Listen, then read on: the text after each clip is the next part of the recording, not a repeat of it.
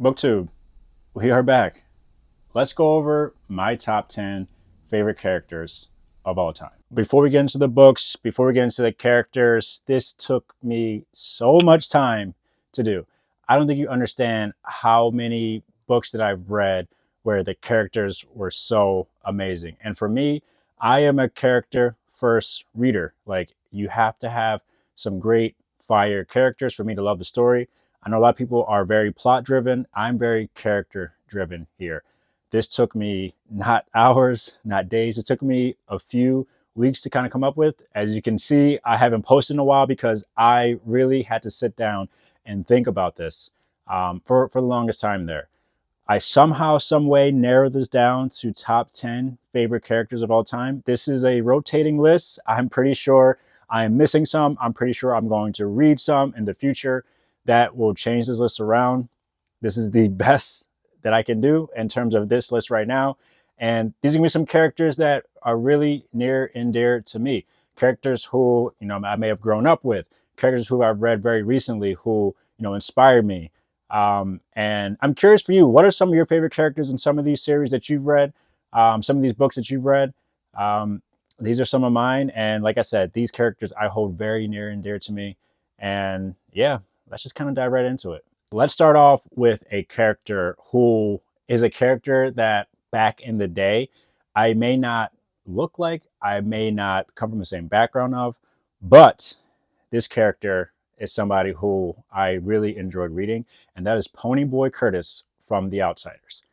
Ponyboy Curtis from The Outsiders was one of my favorite characters because I do not know Ponyboy Curtis. And if you're not familiar with The Outsiders, it's a book that many people read in middle school. It's a book about, rival gangs, in white America. And here comes Ponyboy Curtis, who is maybe not as tough as these specific gangs, but he brings his own, intelligence, his own emotional stuff into light when it comes to this here.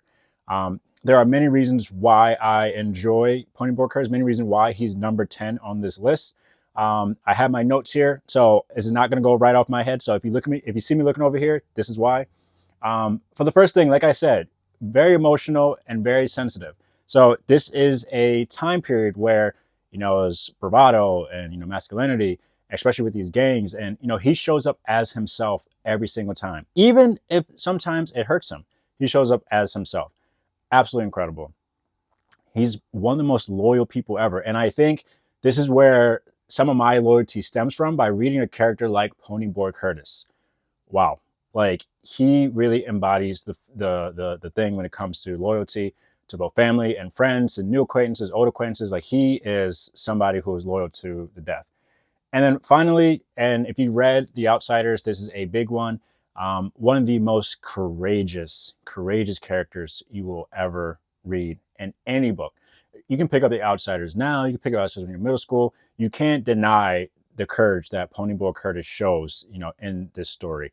And Outsiders being a throwback for me, I had to go all the way back. I went to all the books on the way back way to kind of figure out some of my top characters, and I could not make this list without Ponyboy Curtis, just from the impact that he's had on me from there. Number 9 wasn't hard at all either. We have Wade Watts from Ready Player One. So Ready Player One, if not familiar, is set in the far future, where gaming is really the way of life, right? And everything revolves around gaming. And there's a movie out about it, which is okay. But the book is a book that got me out of so many reading slumps. And Wade Watts is a character that made that book, for me at least. He starts off as a underdog, right? He comes from these humble beginnings, the slums. And, he starts as this underdog, and he continues to fight his way throughout this story, where it's hard not to root for him. Really hard not to root for him. Maybe in Ready Player 2, it's different. But in Ready Player 1, it's so hard not to root for Wade as he navigates the world that he's in. He is so passionate and so obsessed with his craft, with his gaming. And if you take anything from life, you need to be passionate about something. And if you really love something, you need to be obsessed about it. And, he really embodies that. I remember reading it, during some times where, I was picking up something new, let's say, Book Talk or BookTube, and just reading his passion, his obsession with some of the things when it came to gaming. just inspires you from there. And then again, that passion obsession leads to him being one of the best wizards when it comes to gaming of his time, as he again has to fight, different things from that perspective that are against him, and he just matches the tech. And he's a character who I love, and this book will always get me out of a reading slump, and it's because of him. I think mostly the story is a great story. Don't get me wrong, but Wade Watts, like his triumph in this story is just absolutely incredible. So number 9, Wade Watts from Ready Player One. All right, coming in at number 8 is a character who has been bouncing around in my top 5 a lot. Again, I've read books since I've read this character.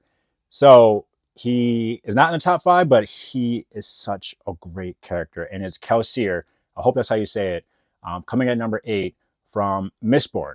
Now, Kelsier, if you're not familiar with Mistborn, Mistborn is a mix between a heist and What If the Bad Guy Won. And in this story, Kelsier plays a vital role in, the heist situation from there. And obviously trying to dismantle the bad guy from there. Not going to say too much because I don't want to spoil anything. And if you know probably a reason why he's number 8. I'm not going to go into spoilers, but I think you can understand why he's number 8. A few reasons. His leadership. He is such a great leader to this band of misfits. And Mistborn is not just your regular, gang of people who's heisting, who, has done it many, 1,000 times over. Like, it's a different gang, a different band of people who, have different magical abilities. But at the end of the day, he somehow, finds a way to lead charismatically. Like, he's not like a stiff leader. He's not going to like be one of those leaders who, yells at you. Charismatically, he knows every single player on his team, where they should be, how they should go. And he's a great leader from there. Next thing, he is very flawed. Now, one thing I like about Brandon Sanderson is the way he writes his characters. They are mostly flawed. It's not the perfect character who just has everything going for them. And, we can understand like their plight. Like, no, like all his characters are flawed, and there's nobody, I think, more flawed in the Cosmere than Kelsier, right? It's a battle of good and evil, and he tips the line of both sides. And I love that, right? Sometimes your heroes need to be flawed. And then finally, like just his resilience and his hope. Like, if you take anything from Mistborn, take anything from Kelsier, is that the hope for a better future. And this guy just really, like, he drives that home every single chapter you read of him. And just his resilience to not give up. Like, every step of the way, he's thrown against, different things that comes against him. And he's one of the most resilient characters you will find, for sure. And I wish I could give away spoilers. I'm not, but from Mistborn how the story goes. And again, number 8, Kelsier deserves that title for sure. So a lot of the characters that I mentioned before you can consider them main characters of their stories, respective stories. I want to give number 7 to a side character, and probably one of my favorite side characters of all time, Severo from Red Rising. Severo from Red Rising is one of my favorite characters of all time. So if you're not familiar with Red Rising, it is a sci-fi space opera. And the main character is Darrow. And along the way, at least in the first book, he meets Severo. And Severo, I can't spoil, Golden Sun and Morningstar for you, because those were books that I read up there. But let's just say Severo plays a pivotal part in all 3 of those novels. But in the first one, he ends up meeting the main character, Darrow. And to me, I like Severo a whole lot more than Darrow. A whole lot more than Darrow. And let me tell you why. So a couple things. First off, when you think about side characters in stories, it's like they should complement like the main character. Severo is just so unpredictable. Like, he's probably one of the most unpredictable side characters you'll ever encounter in any story. And I'm going to stand by that. Some of the decisions that he's made, some of the choices that he goes through, you're sitting there scratching your head. Some of them work. Some of them, they don't really work. And if you know, you know. The next thing is, and you're going to see this a theme with a lot of the characters that I end up, kind of going over, is that loyalty. He is one of the most loyal friends, sons, brothers. Like, he is so loyal, sometimes to a fault, but his loyalty is something that really is at times unmatched.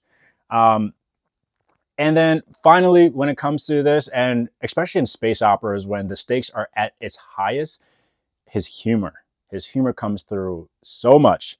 He's just his charismatic and everything like that. It comes through so much in these stories, and it makes the story. It makes the stories for me, I would say, because again, some of the stuff can be dry in terms of you're traveling space, you're trying to save the universe. But here comes Severo, who has his little things, with obviously with his howlers and things like that, and um, he really complements that story, and he deserves that number 7 spot because I think without him, I don't think Red Rising would be as good as it is. And again, that's a hill that I'll have to die on. But number 7, Severo, deserves that spot. Number 6 is also a throwback, and I'm sure some people are going to be like, "How would you pick this character over the main character?" And I will give you my reasons. Hermione Granger comes in at number 6 in the Harry Potter stories. Hear me out. Hear me out. If you're not familiar with Harry Potter, it's all over the place. Magical world, wizards, things like that. Hermione Granger, I personally think, is the strongest wizard, witch, whatever you want to call her in this context, when it comes to the band of friends. The strongest. She saves everybody's lives 100% of the time. If it wasn't for her, Harry would have been gone book 1. Harry would have been gone probably before book 1 if it wasn't for her. She is such an amazing character who, again, she comes from different beginnings than, let's say, all the other characters who are stronger wizards, and from that perspective there. And she really leaves her imprint on these books. And book 3, without going too far on spoilers, the reason why book 3 is one of my favorite books is because of Hermione Granger. And if you read book 3, you understand why. There's specific parts in book 3 when it comes to Hermione Granger where you're like, holy smokes, this wizard is stronger than any other wizard. Stronger than any wizard. There's a couple things too as well. She is somebody who goes through a lot of conflict, right? Like, while other wizards who are, just straight pureblood, she is Muggleborn, right? So she goes through her own conflicts, and somehow, some way, she always rises above those conflicts there. Another thing is she's a great side character to Harry and obviously Ron, but like sometimes you can consider her the main character because the way she continues to save the lives of all the students at Hogwarts. I'm standing by that. Again, she operates on a crazy scale. Like her character arc is not something where, as a side character, it's like, oh, like she just contributes to the story. Like, no, she doesn't contribute just to the story. She does a lot more than contribute in there. And as a side character, sometimes it's rare for that. I think Severo is somebody who does contribute on the grand scale. Hermione contributes a whole lot more on the grand scale. I'm going to stand by it. And I know I'm going to get some people in my comments saying, oh, how could you choose Hermione over Harry? Go back, again, I probably won't read the books again, but go back and read the books and just correct me if I'm wrong if you think that Harry or Ron are better wizards and witches than, Hermione, because she saves them way more times than they save her. Hermione Granger, number 6, 1000%. All right, and this is where it gets really tricky. The top 5. And some of these characters can be interchangeable, and I want to acknowledge that. Because a lot of these characters I really love, a lot of these characters I really enjoy, a lot of 1A, 1B, 1C, 1D, 1E, but I have to, and maybe this is what took it so long for me to do, I have to rank them. Coming in number 5 is a newer character to me, Hadrien Marlo from Sun Eater series. Hadrien Marlo, if you haven't read Sun Eater series, it is another sci-fi space opera, which I personally think is better than Red Rising. I know a lot of people, we have a lot of Red Rising fans who follow me, and I love you all. However, you don't know peak until you read Sun Eater, and I'm going to stand on that there.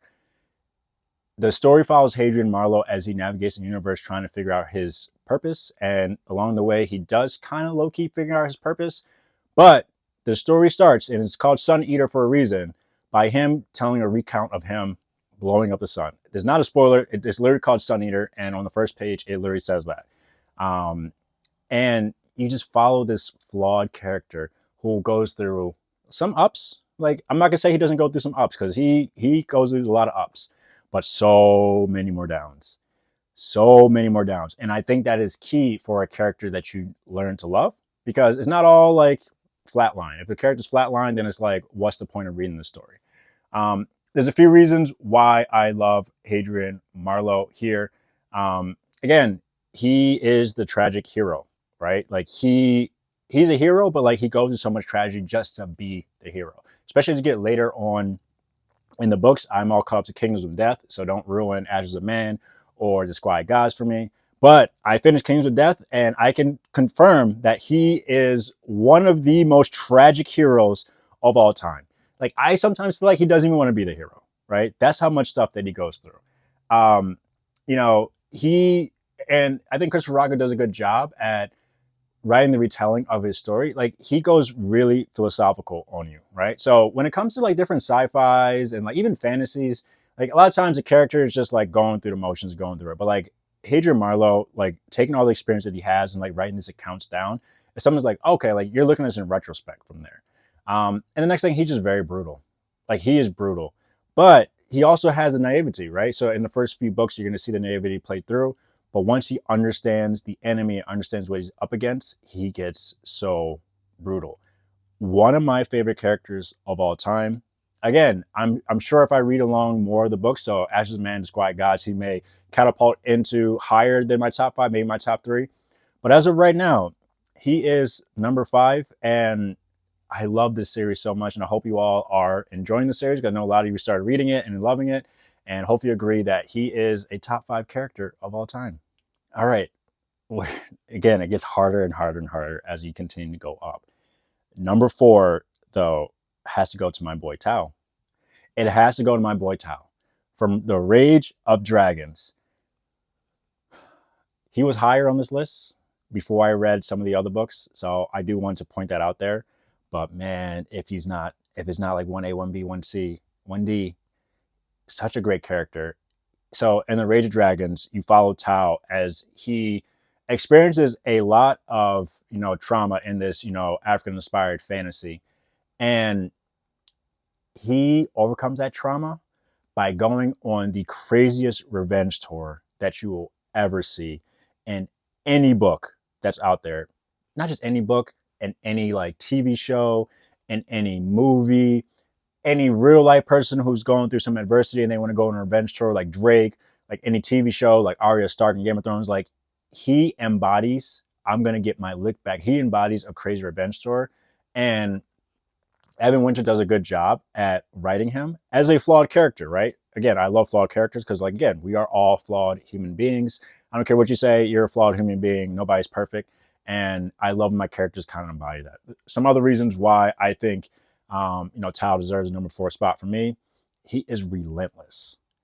The guy's relentless. He does not stop until he gets his revenge. And it's very inspiring at times. And even sometimes, sometimes you're like, okay, Tao, like get a grip. But that comes with it, right? But he is relentless. Like the mama mentality is Tao. And then I did an interview with Evan Winter, and Tao inspired the mama mentality inspired his vision of Tao. So spot on right there. His brilliance, right? So he in the story, without going too far into spoilers, in the story, he has to find a way to just get stronger, to get faster, to be able to defeat some of these things that are out to get him. And he figures it out. But it's his brilliance to figure it out that I love so much. It deals with his relentless too as well, of how him trying to figure that out. It's just, it's just so good. And then finally, like his emotional aspect of it, like dealing with all that he had to deal with in his past, he's not afraid to show his emotion, right? And whether it's, the highs, low to low, like he shows crazy emotion. And book 1 was insane with him. Book 2 was insane with him. And I can't wait for the finale of this. Well, not finale, because there's a book 3 and a book 4, according to Evan Winter. But Tao, man, oh my gosh. Like I wanted to run through the wall when I was reading this guy's story. Like absolutely insane. And again, I read some stories where he was number 1 for a little bit there, and now like other stories bounced him around. But like Tao, man, like he deserves that number 4 spot for sure. All right, so top 3. Top 3 was tougher than definitely the ones before, but this is actually like 1A, 1B, 1C. But we have to rank him. Masaki from the Sword of Kaigen. I so she how do I put this even in words? She is one of the best characters I ever read. And I think it's because she has one of the best character arcs, best character developments that I've ever read. From page one to whatever the page ended, she is not the same character. And her flashback, she's not the same character. She gets so much better. So in the Sword of Kaigen, you follow the people who live on the Sword of Kaigen, which is a strip of land that protects the mainland from the enemy who kind of comes in from like the sea and things like that. The government's been lying to these people, this family, and it's up to them to kind of battle this from that perspective there. And Masaki, who this is a world where women, at least where they live, where women are not seen as equals, where women are not seen as people who should battle, and she has children during this world, and she's just seen as a mother.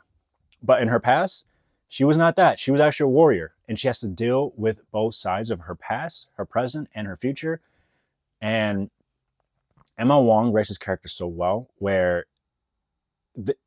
I was so close to the thug tears when it came to the story. I actually think I shed a couple of thug tears when it came to the story.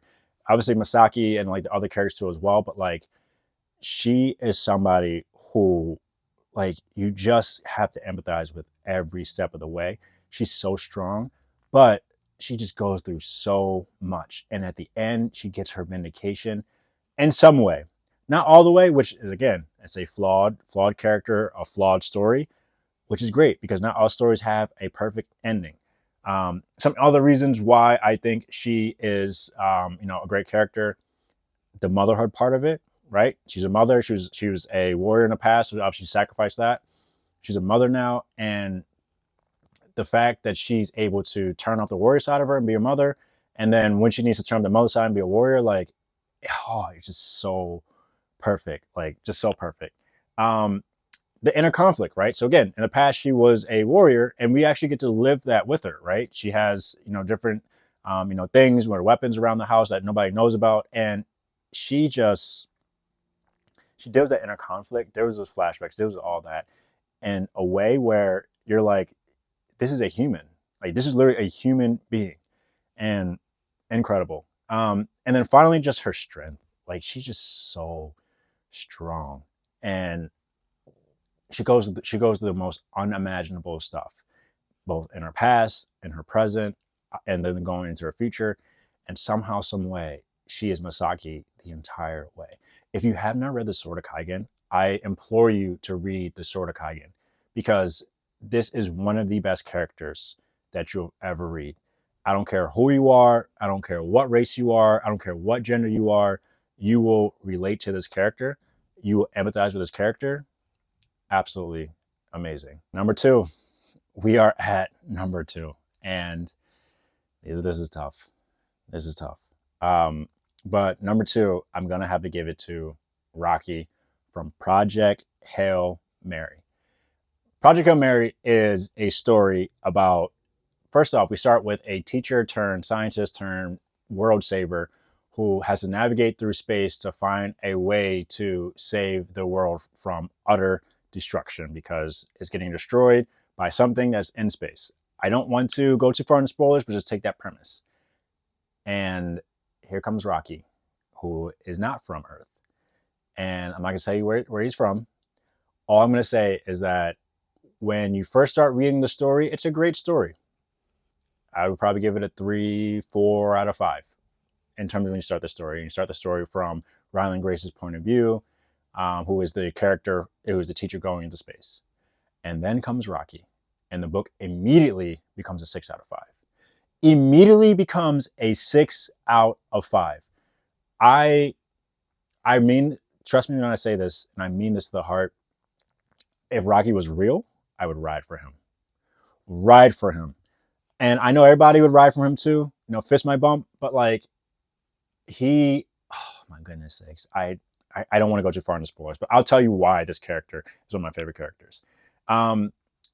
He is a character who you don't think should be a loyal like being. I can't say human, a loyal being, but one of the most loyal beings in the time frame that these two characters meet. One of the most loyal beings that you'll ever come across. One of the most loyal beings. One of the most smartest loyal beings, right? Because at the end of the day, he's smart. So he could probably do the math in terms of, different decisions from there, which could hurt the other character. He doesn't, because he is so loyal. So loyal. In terms of other things there, great problem solver. Again, like the main character, Grace, great problem solver. One of the best problem solvers. If it wasn't for him, all of the universe, it would be a different situation. And then when it comes to Rocky, it's just that like I said, the universe is on the brink of annihilation. And somehow, some way, this character who is not human just finds a way to bring humor into the situation. And I don't even know if he tries to do it on purpose. Like, I don't know. Like, I'm still trying to figure it out. Is he trying to do that on purpose or not? Or is just like, that's how Rocky is? But he just makes you laugh. And then you forget the fact that the world is going to end.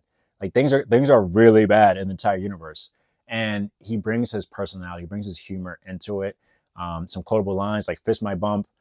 Him trying to understand the language of like, it's just, we've all encountered characters who are not human beings, and he is the top of the top, and I'll fight for him. Give me another character that's not a human being. I'm not talking about like a fantasy character. I'm talking about like from a sci-fi alien character. Give me another character like that makes you feel that type of way. Like Rocky, number 2, he was number 1. He was number 1 for a long time for me. But number 1, we have to give somebody else. But Rocky, number 2. All right. And number 1. Again, 1A, 1B, 1C. You got to make a decision. Number 1, it is Kaladin Stormblessed from the Stormlight Archive. And it's funny because like sometimes he's not the best character in a specific book, but when it comes to the entire series, Kaladin Stormblessed wins out. So if you're not familiar, Stormlight Archive is a high epic fantasy with 4 books out right now in the Cosmere, written by Brandon Sanderson. The 5th book comes out in December. I think it's December 6th. And Kaladin Stormblessed starts this story as a slave. He starts this story as somebody who has absolutely nothing. But before that part of his story, he was, a warrior in, the war and things like that. And then he went down to being a slave. And his character arc from book 1 all the way to, Rhythm of War, and now we're getting to Win in Truth. Incredible. He has some of the best moments of Stormlight. He has some of the best moments that you'll ever read in your entire life. Like, again, Stormlight's the best series of all time, and Kaladin makes it that way. Again, he's a very flawed character, but when Kaladin Stormblessed is on, he is on. There were so many times where I wanted to run through the wall. Even when he's not the one telling specific stories and other characters telling stories about him, other characters are getting inspired by him. It's just like he really makes it. Again, he's a very complex character, right? There was times where, he had different ideas in terms of how he wanted to navigate the world. And he was somebody who kind of embodied that, but also he's somebody who was open to change. And I say all that to say, without going to spoilers, like he is somebody who's not just a simple character. He's very complex.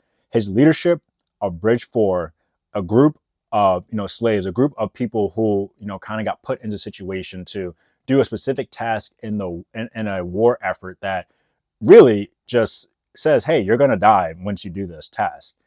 By him leading these people who have no hope, less hope than he has, and he has 0 hope. They have negative 100 hope.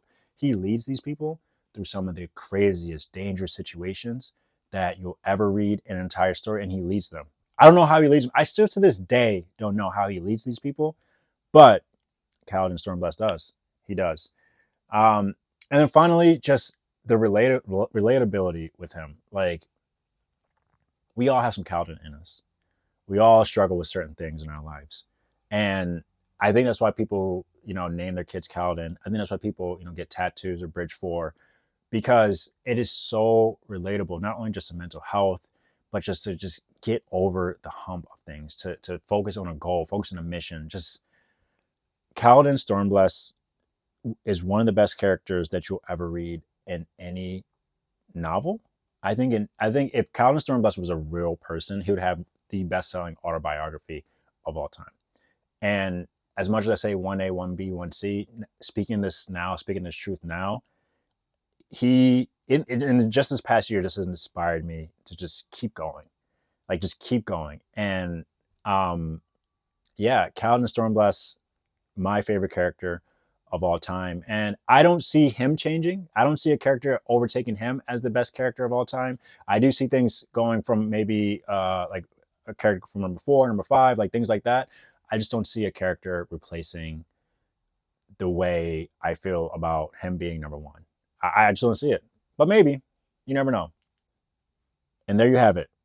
My top 10 favorite characters of all time. This is a list that can definitely change. I know that. I hope you hear that. Don't say, oh, like, no, what about this character, what about that character? If I haven't read the story yet, I can't be that character.